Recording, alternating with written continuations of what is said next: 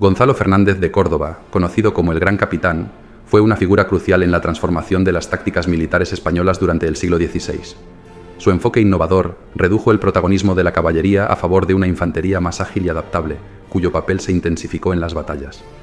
Este cambio radical contribuyó a la formación de los tercios españoles, unidades militares que dominaron efectivamente vastas regiones del mundo durante siglo y medio. Respetado por su lealtad y honor tanto hacia sus reyes como hacia los enemigos derrotados, Gonzalo no solo fue un líder militar formidable, sino también un gestor humano de sus tropas, preocupándose siempre por su bienestar, lo que ocasionalmente le causó conflictos con los reyes católicos. Su carrera militar comenzó a destacar durante la Guerra de Granada, donde jugó un papel decisivo en el fin de la dinastía nazarí.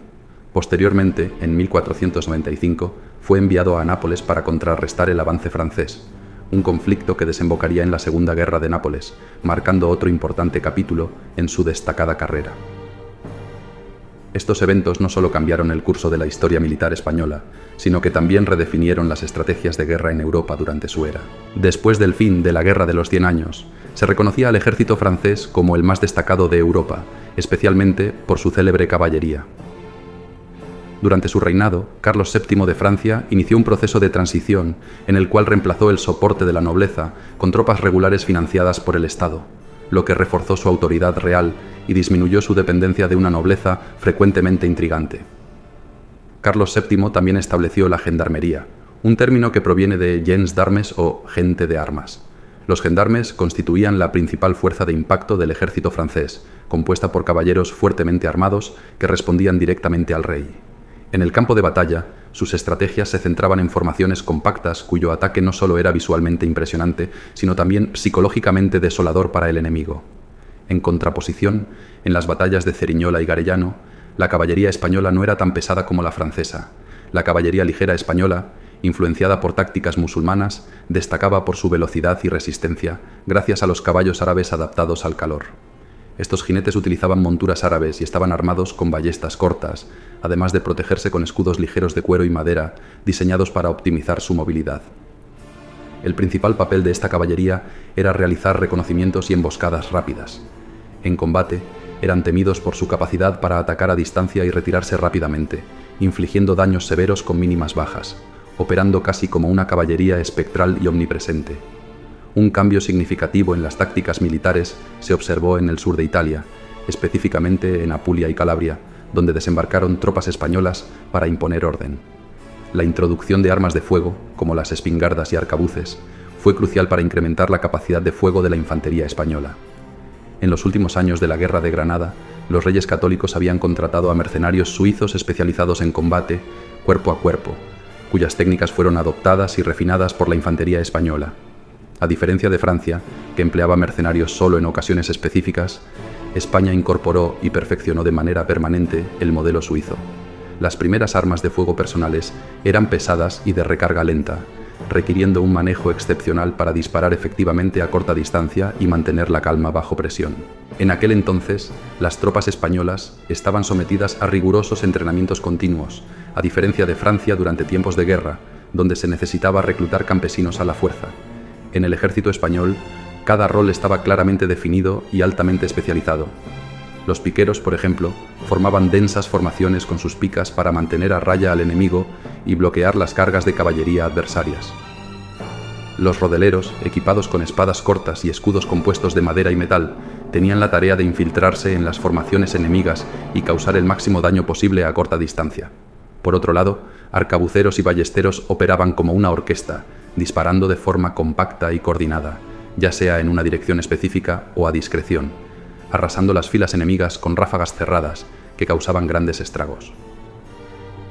El 26 de abril de 1503, en Barletta, Fernández de Córdoba convocó urgentemente a sus mejores capitanes, excepto a Diego García de Paredes, Diego de Mendoza y los hermanos Colonna, dos condotieros de renombre. A pesar de que la opinión generalizada entre ellos favorecía un ataque inmediato contra los franceses tras recibir refuerzos, Gonzalo de Córdoba discrepaba, prefiriendo acantonarse en Ceriñola y actuar con prudencia, confiando en su agudo instinto. Después de 8 meses de inactividad relativa, el 27 de abril, decidieron abandonar Barletta. Al enterarse, el duque de Nemours salió de Canosa para enfrentarse a ellos en la llanura adyacente al Adriático. Sin embargo, Los españoles ya habían partido hacia Ceriñola el día anterior. Llegaron justo a tiempo al atardecer, seguidos de cerca por patrullas francesas, y se fortificaron en Ceriñola, una ciudad situada en una posición elevada cerca de los Apeninos, a unos 40 kilómetros del Adriático. Aprovecharon el tiempo justo para preparar meticulosamente la defensa, excavando un foso de 1 metro de profundidad y casi 2 de ancho, optimizando así las posiciones para los arcabuceros y ballesteros, minimizando bajas y maximizando la ventaja defensiva dada por la altura y el terreno rocoso circundante, protegido además por numerosos olivos que dificultaban las maniobras de la caballería pesada francesa. Al día siguiente, los franceses llegaron, pensando que sería un encuentro fácil. A pesar de que la caballería y la artillería francesas superaban en número y potencia a las españolas, el duque de Nemours, optimista pero prudente, no había previsto el nivel de preparación de los españoles. Fernández de Córdoba, audazmente, había pedido a su rey que enviara 2000 arcabuces de última generación que desembarcaron en Lecce y estaban listos para el combate.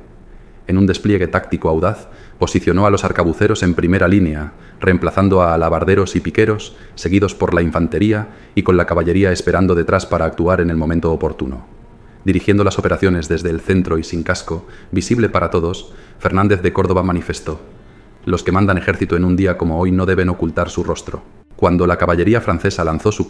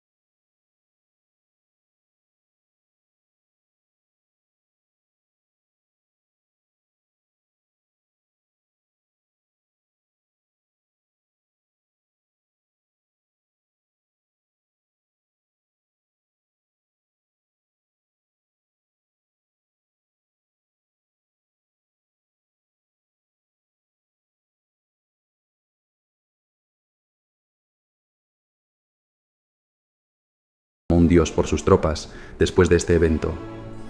La breve duración de la batalla demostró claramente la efectividad de la infantería en combate. Los futuros tercios estaban organizados en 3 grupos principales: los arcabuceros, los rodeleros, soldados ligeramente armados con espadas y rodelas, pequeños escudos circulares que también servían como armas, y los piqueros, lansquenetes alemanes expertos en detener a la caballería enemiga con sus picas firmemente plantadas en el suelo.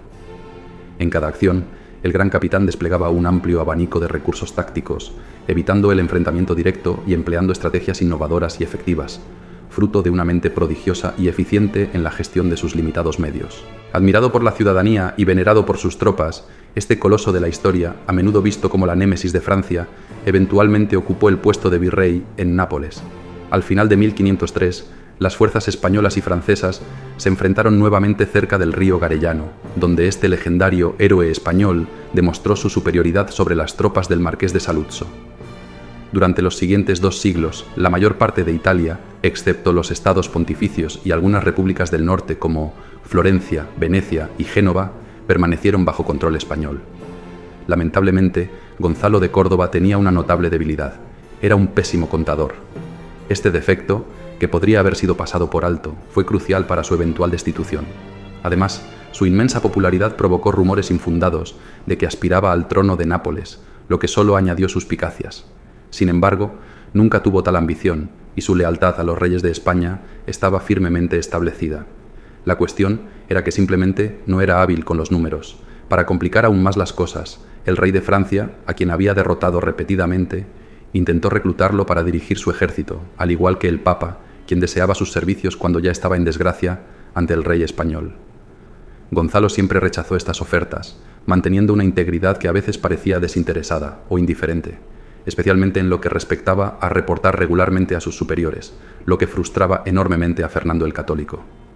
Los problemas contables de Gonzalo eran notorios, con una total falta de transparencia en la gestión de fondos. Cuando fue convocado por el rey para discutir estos asuntos, se sintió humillado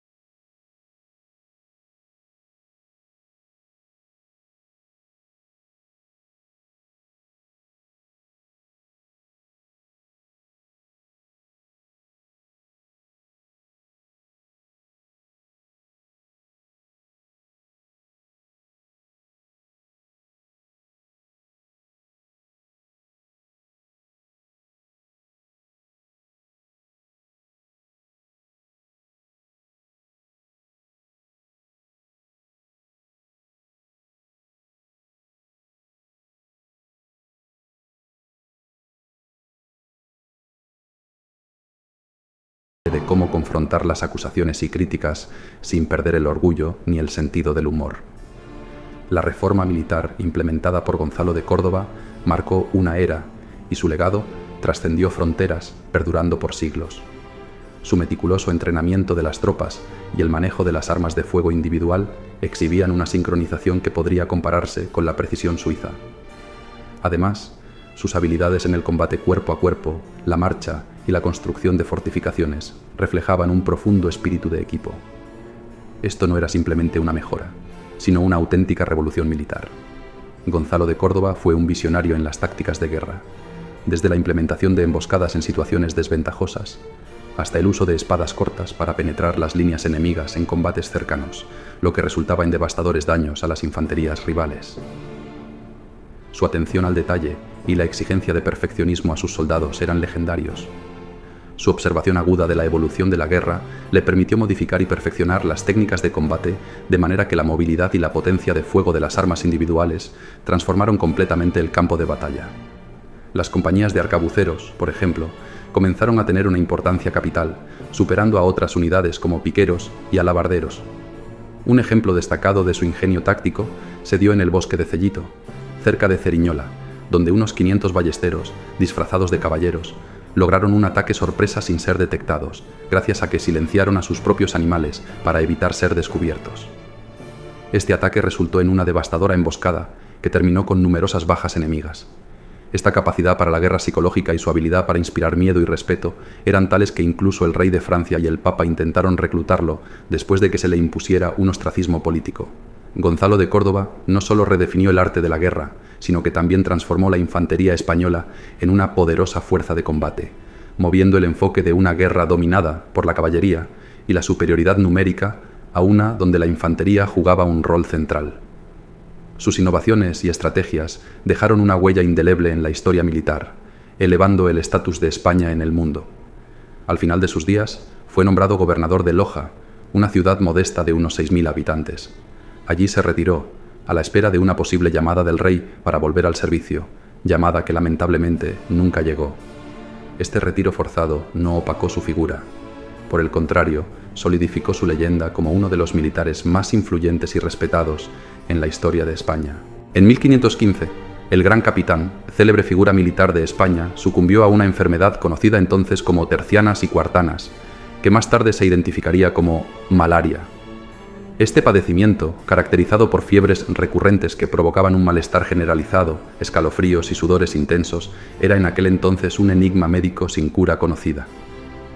A pesar de los esfuerzos de los médicos de la época, que intentaban aliviar los síntomas con remedios temporales como paños fríos, fármacos y sangrías, la enfermedad seguía siendo fatal en muchos casos. El agente de su muerte no fue otro que un mosquito, un pequeño vector de enfermedades que, sin saberlo, cambiaría el curso de la vida de este renombrado soldado. En busca de alivio y un cambio de ambiente que pudiera beneficiar su salud deteriorada, el gran capitán se trasladó a Granada. Sin embargo, el 1 de diciembre de 1515, finalmente dejó este mundo. Se dice que partió a explorar otras posibilidades en el cosmos, junto a las otras estrellas, en busca de la paz eterna, un descanso de las batallas y sufrimientos de su vida terrenal. Esta poética descripción evoca la imagen de un guerrero que no solo luchó valientemente en los campos de batalla terrenales, sino que al final de sus días se aventuró hacia un descanso celeste entre las estrellas.